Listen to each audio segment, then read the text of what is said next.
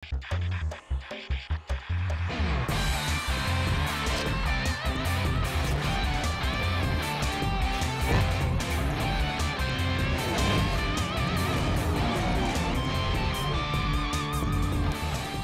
আমন্ত্রণ খেলাধুলা নিয়ে ইন্ডিপেন্ডেন্ট টেলিভিশনের নিয়মিত আয়োজন যত খেলায় আপনাদের সাথে আছি সাইদ সাদিয়া। শুরুতেই জানিয়ে দিচ্ছি শিরোনামগুলো।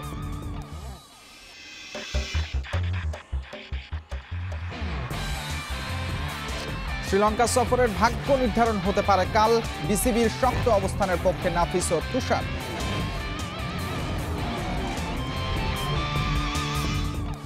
নতুন বোলিং অ্যাকশনে মানিয়ে ম্যাচের অপেক্ষায় তাইজুল, 3 ফরম্যাটে নিয়মিত হওয়ার প্রত্যয়।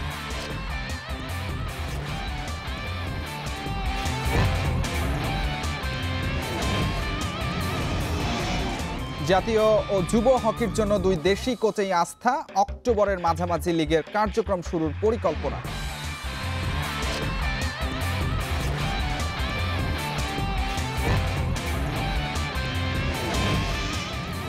স্বল্প প্রস্তুতিতে ক্লে কোর্টের চ্যালেঞ্জ, ফ্রেঞ্চ ওপেনে ফেভারিট নাদাল, বিতর্ক ভুলে খেলায় মনোযোগ জকোভিচের।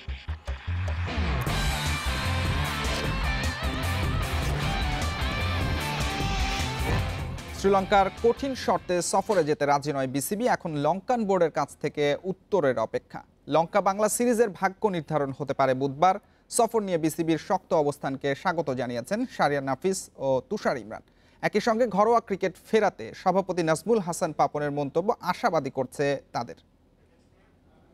কন্ডিশনসটা দিয়েছে এইটা ইতিহাসে বিরল এবং এটা দিয়ে টেস্ট চ্যাম্পিয়নশিপ সম্ভব না। বিসিবি শক্ত অবস্থান লঙ্কান বোর্ডকে নড়ে বসতে বাধ্য করেছে। দেশটির ক্রীড়ামন্ত্রী শর্ত পুনর্বিবেচনার নির্দেশ দিয়েছেন, কিন্তু তাতে বিধিনিষেধ শিথিল হবে তো? এই সিরিজ নিয়ে আশার কথা শোনাতে পারছে না লঙ্কান মিডিয়া। কোনো আন্তর্জাতিক ম্যাচ ছাড়াই বছর শেষের শঙ্কার খবরও ছেপেছে ওরা। এ অবস্থায় বুধবার এসএলসির প্রতিনিধি দল বৈঠক করবে দেশটির কোভিড টাস্কফোর্সের সাথে। সেখান থেকে আসবে দিক নির্দেশনা, তারপরই হয়তো পাল্টা জবাব পেয়ে যাবে বিসিবি। শ্রীলঙ্কার কঠিন শর্তে যদি সিরিজ ভেস্তে যায় তাহলে দায়টা কার? বিসিবি শক্ত অবস্থানের পক্ষে মত ক্রিকেটারদের।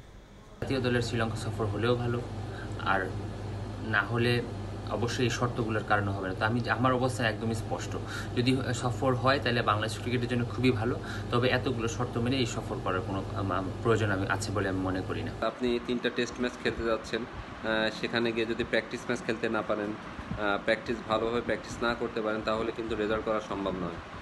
সেই ক্ষেত্রে পাপন ভাইয়ের সাথে আমি পুরোপুরি একমত। শ্রীলঙ্কা সফর না হলে ফাঁকা সময়ের জন্য বিকল্প ভেবে রেখেছে বিসিবি। দ্রুতই ফিরবে ঘরোয়া ক্রিকেট, সেই আশ্বাস দিয়েছেন বোর্ড প্রধান। তাতে সুযোগ তৈরি হচ্ছে জাতীয় দলের বাইরে থাকা ক্রিকেটারদের। ঢাকা প্রিমিয়ার লিগটা যে বন্ধ হয়ে আছে 1 রাউন্ড হওয়ার পর থেকেই, আমাদেরও অনেক দিনের দাবি ছিল যে ক্রিকেট যদি ফেরে, ক্রিকেটকে যদি ফেরানো হয় ঢাকা প্রিমিয়ার লিগ দিয়েই যেন ফেরানো হয়। আমরা যারা জাতীয় দলে এই মুহূর্তে নেই, আমরা সবাই খুব অধীর আগ্রহ অপেক্ষা করছি কবে ঘরোয়া ক্রিকেট শুরু হবে। একে তো খেলা হচ্ছে না, পাশাপাশি আর্থিক ব্যাপারটা তো রয়েছে। ক্রিকেটারদের সংগঠন কোয়াবো বিসিবির উদ্যোগে আশার আলো দেখছে। নিজেদের মধ্যে আলাপ সেরে শিগগিরই ঘরোয়া ক্রিকেট ফেরানোর রূপরেখা তৈরি করবে তারা। Saiful Majumdar, independent news. অনিশ্চিত শ্রীলঙ্কা সফর, কিন্তু টাইগারদের প্রস্তুতিতে নেই তার প্রভাব, বরং কোচিং স্টাফ যোগ দেয় অনুশীলনে আরও সিরিয়াস তামিম মুশফিকরা। বোলিং অ্যাকশনে পরিবর্তন এবং আগামীর চ্যালেঞ্জ নিয়ে কথা বলেছেন তাইজুল ইসলাম। নতুন অ্যাকশনে মানিয়ে ম্যাচের অপেক্ষায় আছেন। 3 ফরম্যাটে নিয়মিত হওয়ার পরীক্ষায় সফল হতে চান তাইজুল। কঠিন শর্তে অসম্ভব শ্রীলঙ্কা সফর, এখন লঙ্কান বোর্ডের উত্তরের অপেক্ষায় বিসিবি। সিরিজ নিয়ে অনিশ্চয়তায় আছে অস্বস্তি, কিন্তু তার প্রভাব নেই টাইগারদের প্রস্তুতিতে। কোচিং স্টাফ যোগ দেয়ায় গতি এসেছে অনুশীলনে। নেট সেশনে তামিম মুশফিকদের সাথে কাজ করেছেন হেড কোচ রাসেল ডোমিঙ্গো। পাশাপাশি ফিটনেসের কী অবস্থা তাও পরখ করে নিয়েছেন। বিরতির পর স্কিল ফিটনেসে কতটা উন্নতি এসেছে, কোথায় আনা গেছে পরিবর্তন, তার ধারণা দিয়েছেন তাইজুল। টেস্ট স্পেশালিস্ট ট্যাগ ভুলে 3 ফরম্যাটের চ্যালেঞ্জ নিচ্ছেন এই বাঁহাতি। আমার যে আগের অ্যাকশনটা ছিল, আসলে জায়গায় জায়গায় বল করাটা অনেক সুবিধা ছিল, বাট ওই অ্যাকশনটাতে 3 ফর্মেটটা কন্টিনিউ করাটা ডিফিকাল্ট। মানে বিভিন্ন দিক চিন্তা করে, বলের বাউন্সের দিক চিন্তা করে বা বল ওভার স্পিনের কথা চিন্তা করে বা বিভিন্ন ভেরিয়েশনের কথা চিন্তা করে আর কি অ্যাকশনটা চেঞ্জ করা। বোলিং অ্যাকশনে ভেটরির ছাপ, এই পরিবর্তনের নেপথ্যের কারিগরও তিনি। নতুনত্বের সঙ্গে অভ্যস্ত হয়ে উঠেছেন এরই মধ্যে। ধীরে ধীরে বেড়েছে আত্মবিশ্বাস। নতুন অ্যাকশনে সব ফরম্যাটে নিয়মিত হতে চান তাইজুল। ওই অ্যাকশন নিয়ে আমি কাজ করছি, ব্যাটিংয়ে ব্যাটসম্যানদেরকে এখন বলও করতেছি। তো আশা করি আল্লাহর রহমতে আমার মানে শরীরের সাথে অ্যাকশনটা এখন মানে অ্যাডজাস্ট হয়ে গেছে। তো আমার এখন 2 আওয়ার্স বোলিং করতেও কোনো সমস্যা হচ্ছে না। পরিবর্তিত অ্যাকশনে তাইজুলকে দেখা যাবে শ্রীলঙ্কায়, কিন্তু সফরই তো এখন শঙ্কার মুখে। Kamrul Hasnat, independent News, Dhaka. অবশেষে লিগ শুরুর বিষয়ে নড়ে চড়ে বসেছে হকি ফেডারেশন। অক্টোবরের মাঝামাঝি দলবদল প্রক্রিয়া শুরুর পরিকল্পনা রয়েছে। এর জন্য ক্লাবগুলোকে চিঠিও দেওয়া হয়েছে। জাতীয় দলের জন্য মাহবুব হারুন আর যুব দলের কোচ হিসেবে দায়িত্ব পেয়েছেন মামিনুর রশিদ। মার্চে চ্যাম্পিয়ন্স ট্রফির আয়োজনে উপস্থিত থাকতে সম্মত হয়েছেন মালয়েশিয়ার রাজা সুলতান আবদুল্লাহ। কার্যনির্বাহী কমিটির সভা শেষে এসব জানিয়েছেন ফেডারেশন সভাপতি। মাঠে নেই খেলা, ফেডারেশনের সাধারণ সম্পাদকের ক্যাসিনো কাণ্ড, এমন অবস্থায় স্থবির দেশের হকি। দ্রুততম সময় সংকট কাটাতে সভায় বসেছিল কার্যনির্বাহী কমিটি।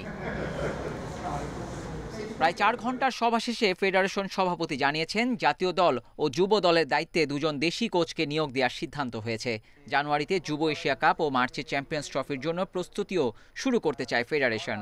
যদি কোভিড সিচুয়েশনটা আরও ভালো হয় তখন ওখানে শিফট করা হবে, কিন্তু যেহেতু ট্রাফটা বিমান বাহিনীতে নাই, এই জন্য আমরা সপ্তাহে কিছু সময় ওখানেও কাটাবো, যে ট্রাফের উপরে প্র্যাকটিস করবো।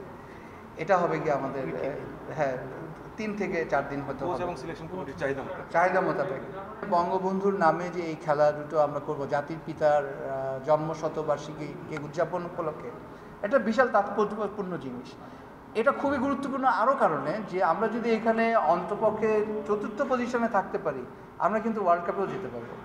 2 বছর মাঠে না গড়ানো প্রিমিয়ার লিগ শুরুর বিষয়ে অবশেষে তোড়জোড় ফেডারেশনের।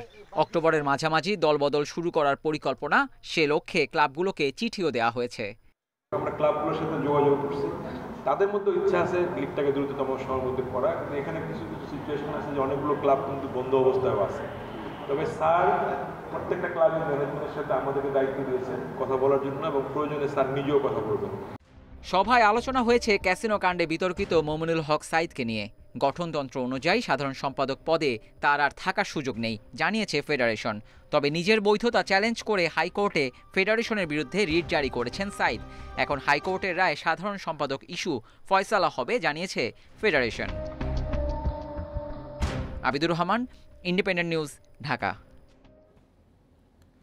দেশসেরা কিশোরী ফুটবলার উন্নতি খাতুন তার পরিবারের করুণ অবস্থার খবর শুনে আর্থিক সহায়তার উদ্যোগ নেন প্রধানমন্ত্রী শেখ হাসিনা। মঙ্গলবার উন্নতির হাতে 5 লাখ টাকার চেক তুলে দেন যুব ও ক্রীড়া প্রতিমন্ত্রী জাহিদ হাসান রাসেল। পাশাপাশি বঙ্গবন্ধু ক্রীড়া সেবী কল্যাণ ফাউন্ডেশনের 24,000 টাকার মাসিক চেকও হাতে পেয়েছেন। গত মার্চে বঙ্গমাতা অনূর্ধ্ব 17 টুর্নামেন্টে খুলনাকে চ্যাম্পিয়ন করতে বড় অবদান ছিল উন্নতির। জিতে নেন সর্বোচ্চ গোলদাতা ও টুর্নামেন্ট সেরার পুরস্কার। 2018-তে বিকেএসপিতে ভর্তি হওয়া উন্নতি দিল্লিতে সুব্রত কাপেও খেলেছেন। এছাড়া গত বছর ভুটানে খেলেছেন সাফ অনূর্ধ্ব 15 টুর্নামেন্টে।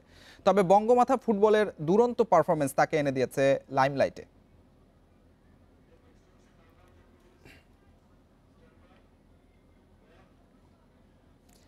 ইউএস ওপেন শেষ হবার 1 সপ্তাহ বাদেই আরও এক গ্র্যান্ড স্ল্যাম। ফ্রেঞ্চ ওপেন শুরু হবে 21 সেপ্টেম্বর থেকে। স্বল্প প্রস্তুতিতে নিতে হচ্ছে ক্লে কোর্টের চ্যালেঞ্জ। ইউএস ওপেনে না থাকা নাদাল রোলাগারোয় সাফল্য পেতে মুখিয়ে। অন্যদিকে ফ্ল্যাশিং মিডোসের বিতর্ক ভুলে খেলায় মনোযোগ রাখছেন জকোভিচ। সীমিত দর্শক নিয়ে ফ্রেঞ্চ ওপেন কতটা রং ছড়ায় তার অপেক্ষা টেনিস প্রেমীদের।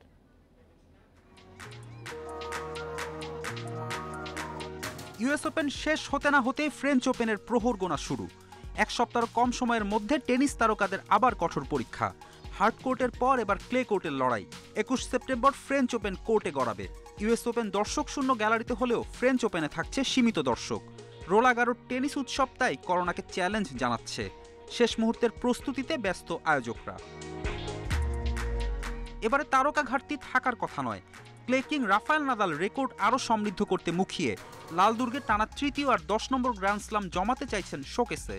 বিরতির পর প্রত্যাবর্তনের প্রস্তুতির মঞ্চ ইতালিয়ান ওপেন। করোনা মহামারী পুরো পৃথিবীর চিত্রই বদলে দিয়েছে। টেনিসও এর বাইরে নয়। টেনিস আমার জীবনের গুরুত্বপূর্ণ অংশ। ইতালিয়ান ওপেন বিশ্বের অন্যতম সেরা টুর্নামেন্ট। এই আসরের মাধ্যমে ফিরতে পেরে আমি খুবই আনন্দিত।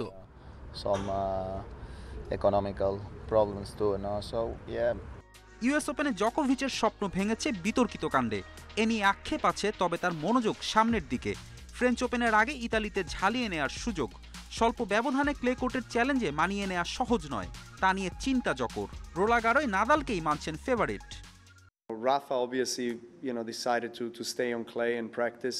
রাফা ইউএস ওপেনে খেলেননি, ক্লে কোর্টেই প্র্যাকটিস করে যাচ্ছেন। ও যদি অনেকদিন অনুশীলনের বাইরে থাকে, তারপরও যে কোনো ক্লে টুর্নামেন্টে 1 নম্বর ফেভারিট হয়ে থাকবে, কারণ ও রাফা। টানা 286 সপ্তাহ র্যাঙ্কিংয়ের শীর্ষে থাকা পিট সাম্প্রাসকে টপকানোর অপেক্ষা জকোভিচের। ফেডেরারের 310 সপ্তাহ রেকর্ডেও চোখ আছে সার্বিয়ান তারকার। ফেরদৌস ইসলাম, ইন্ডিপেন্ডেন্ট নিউজ। মার্তিনেজকে পাওয়ার আশা ছাড়তে হচ্ছে বার্সেলোনাকে। এই মৌসুমে ইন্টার মিলানে থাকছেন আর্জেন্টাইন তারকা। অন্যদিকে সুয়ারেজের শূন্যতা পূরণে নিউ ক্যাম্পে ভিড়ছেন মেমফিস ডিপে। এরই মধ্যে চুক্তির বিষয়ে সম্মত হয়েছে দুপক্ষ। আর আগামী গ্রীষ্মে এমবাপেকে পাওয়ার দৌড়ে রিয়ালের সঙ্গে যুক্ত হয়েছে ম্যানচেস্টার সিটি। মার্তিনেজকে নিতে নাকি সর্বোচ্চ চেষ্টা করছে বার্সা, কিন্তু চিরশত্রু রিয়াল তার সঙ্গে চুক্তি সেরে ফেলেছে, সেই খবর হইচই ফেলে দেয় মঙ্গলবার। ওই গুঞ্জন যে মিথ্যে তা প্রকাশ পেতে সময় লাগেনি। সবশেষ যা জানা গেছে তাতে বার্সার মাথায় হাত, রিয়াল তো দূরেই আছে। মার্তিনেজ এই মৌসুমে থেকে যাচ্ছেন ইতালিতে। তার এজেন্ট জানিয়েছেন আপাতত ইন্টার মিলান তাকে বিক্রি করতে রাজি নয়, আর 90 মিলিয়ন ইউরোর নিচে কোনো প্রস্তাবে সাড়া দেবে না নেরাজ্জুরি। মার্তিনেজকে চেয়ে পাচ্ছে না বার্সা, তবে সুয়ারেজের রিপ্লেসমেন্ট পেতে কষ্ট হয়নি কোম্যানের। মেমফিস ডিপের নিউ ক্যাম্পে ফেরা এখন সময়ের অপেক্ষা। লিও থেকে ডাচ তারকাকে আনতে খরচ হচ্ছে 28 মিলিয়ন পাউন্ড। আগামী গ্রীষ্মে পিএসজি ছাড়বেন এমবাপে, এই খবরে প্রস্তুত হচ্ছে সব জায়ান্ট। রিয়াল আগে থেকেই ফ্রেঞ্চ তারকাকে পেতে মরিয়া। ওই রেইসে যুক্ত হয়েছে ম্যান সিটিও। মেসিকে নিতে যে অর্থ জোগাড় করেছিল তা নাকি এমবাপের পেছনে ঢালতে রাজি সিটিজেন্স। এদিকে গলার কাটা গ্যারেথ বেলকে যে কোনো মূল্যে ছেটে ফেলতে চায় রিয়াল। কাগজে কলমে ওয়েলসম্যানের সাথে চুক্তি থাকলেও লস ব্ল্যাঙ্কোস ডেরায় নেই বেলের চিহ্ন। নতুন কিটের প্রমোশনেও বাদ পড়েছেন, আর হুট করে অফিসিয়াল স্টোরে গায়েব বেলের 11 নম্বর jersey. Abidur Rahman, Independent News. জয় দিয়ে ইংলিশ প্রিমিয়ার লিগের নতুন মৌসুম শুরু করেছে চেলসি। অ্যাওয়ে ম্যাচে ব্রাইটনকে হারিয়েছে 3-1 গোলে। প্রতিপক্ষের মাঠে শুরু থেকে আধিপত্য চেলসির। ম্যাচের 21 মিনিটে ব্লুজের নতুন তারকা টিমো ভের্নার বল নিয়ে ডি বক্সে ঢোকার পর তাকে ফাউল করেন ব্রাইটন গোলকিপার। পেনাল্টি থেকে দলকে এগিয়ে নেন জর্জিনিও। দ্বিতীয়ার্ধের 9 মিনিটে লিয়ান্দ্রোর গোলে সমতায় ফেরে ব্রাইটন, তবে অল্প সময়ের মধ্যেই রিস জেমস আর কুর্তো জুমার গোলে বড় জয় নিশ্চিত করে ল্যাম্পার্ডের দল। আগামী রোববার চ্যাম্পিয়ন লিভারপুলের বিপক্ষে দ্বিতীয় ম্যাচে মাঠে নামবে চেলসি।